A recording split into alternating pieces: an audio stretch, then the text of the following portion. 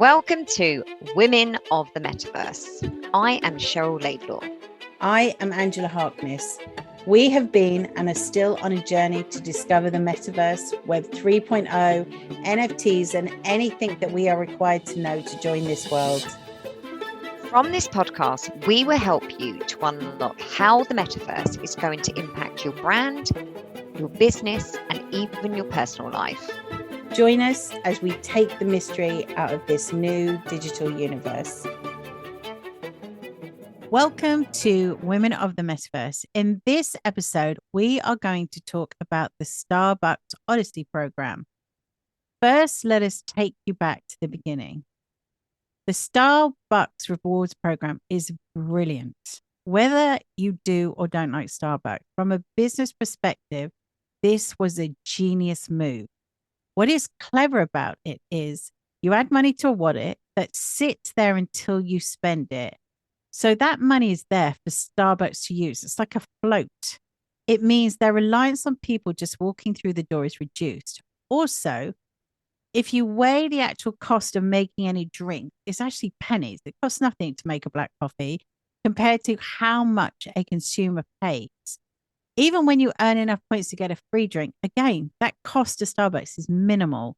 So there is a lot of additional income that sits in those wallets on top of the fact that you can't get your money back.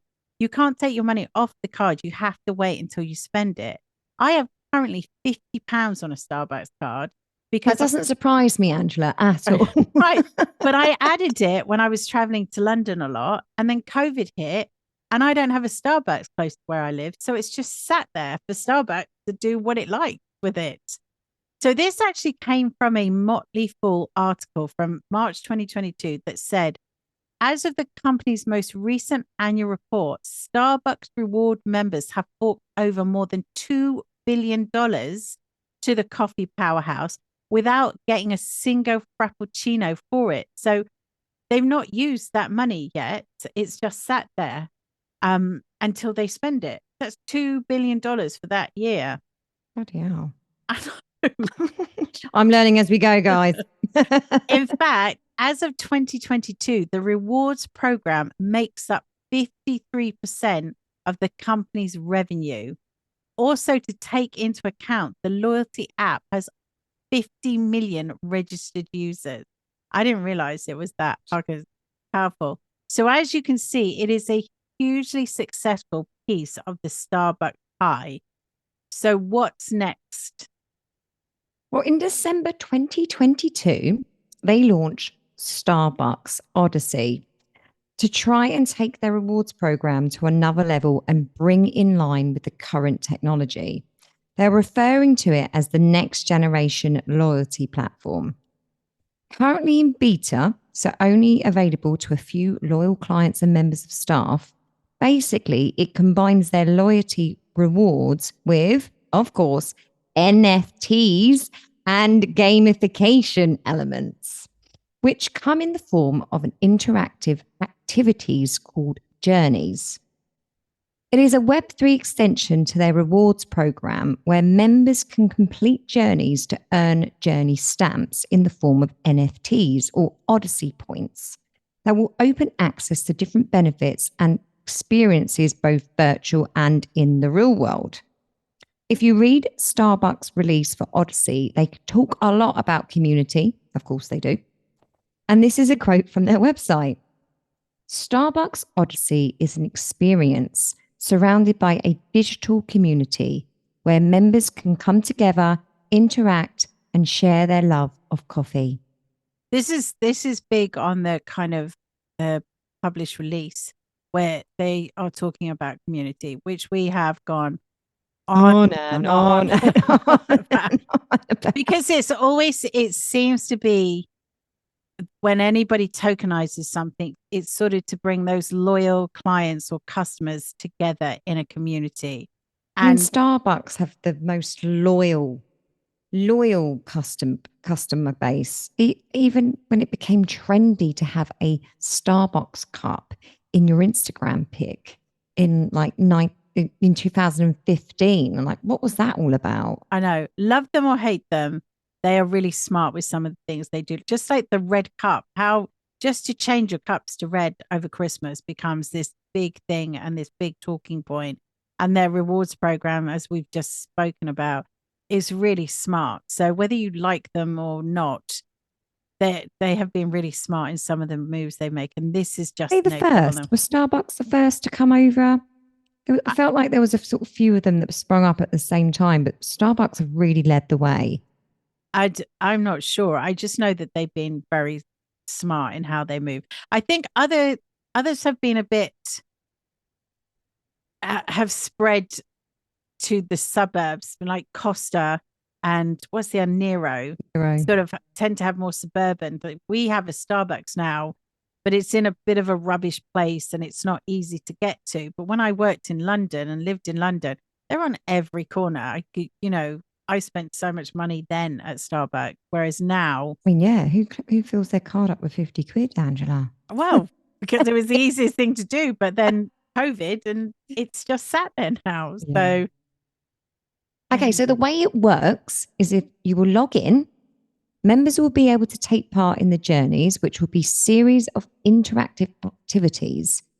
These currently include, obviously in beta, a virtual tour of Starbucks Coffee Farm or answering trivia questions about the history of the company. When a journey is complete, the member is then rewarded a journey stamp in the form of an NFT, and bonus points are added towards the overall point total. As more stamps are collected and members gain more points, which generates additional access to different benefits being unlocked, there are going to be 3 levels that can be unlocked. And at each level, the benefit becomes more unique and impressive. I'm sure we've spoken about this in previous episodes about different levels and opening levels up. It's just gamification, isn't it? Yeah, so brilliant. The first level could include a virtual espresso martini making class and access to a unique merchandise. And as the levels go up, you could be rewarded with an invitation to Starbucks Reserve Roastery, or at the highest level, a trip to Starbucks Coffee Farm in Costa Rica. Angela, do you want to explain about how the tokens work? Okay. So as we have explained, they are referred to as journey stamps. Essentially, they are NFTs. What is interesting, and I read an article and I keep trying to find it. I can't find it again. And they talk about how mainstream brands are entering this world and are trying to take the fear out of it by talking about these sort of more technical terms or crypto type terms in a more mainstream way. So it's similar to how food and drink companies introduce a new ingredient. They will do it with something we are comfortable with. Vanilla is a perfect example. Green tea with vanilla, kombucha with vanilla. It helps people ease into trying something new. Starbucks have done the same with their NFTs by calling them stamps. We're much more familiar with that concept, comfortable with the stamp, I mean, yeah. Do they have stamps at the moment? Well, you get your reward points, don't you? Oh, the okay. reward scheme. I think it's Nat Cafe Nero that still have the stamps. Yeah, still have your old card with the stamp on. So the first stamps will depict Starbucks history and designs that they are famous for. There's a design which is the first location in Park Place Market, Seattle. And also their famous red holiday motifs are just a couple you're going to see on these stamps. Members will have access to the Starbucks Odyssey market powered by Nifty Gateway, which sits on the Polygon blockchain, where they can buy or sell their stamps. Again, more mainstream to appeal to a wider audience. You can buy using a credit card. There's no need to purchase a cryptocurrency or even have a crypto wallet. That's not required for this. If you purchase a stamp, this will also go towards your members' total points. Earlier this year, they will release their first NFT collection, which they are calling limited edition stamps for people to purchase. As with most of these collections, and something you would expect from a large corporation, a certain percentage will go to charitable causes. What I can't find, which will be interesting to know, is how much Starbucks may make on the secondhand market. if people sell on their stamps. I'm sure at some point we'll be able to find that out. But Mm, if every time somebody sells a stamp on a Starbucks going to get 5%, that'll be totally. Of course. interesting. Yeah. Yeah. So anyone can join the wait list, which I did yesterday, and we'll leave a link in the bio for that. Oh, look at you. No, I know. I love it. This is a really interesting project and release, and it validates more that the use of tokens and Web3 are creeping into the everyday life.